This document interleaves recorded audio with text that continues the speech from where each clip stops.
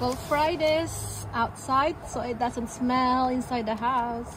It's a nice weather today, guys, so we'll do it here. So this milkfish, boneless, daing na bangus, I bought it at the Filipino store in Miramichi, and it's like an hour drive from here. Ayan.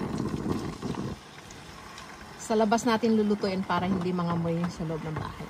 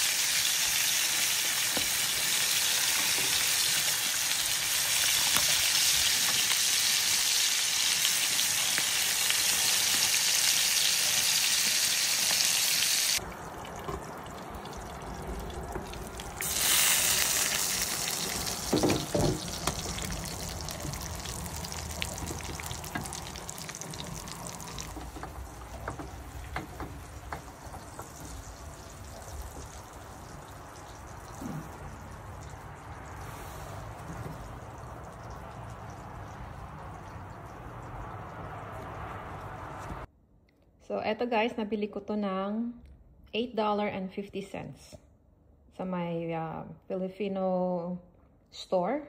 1 hour drive away from me. Nakita ko lang, so gusto kong itry. Sabi ni ate, popular daw to. Terong mansi. JV terong mansi. So, lagyan natin yung kamatis.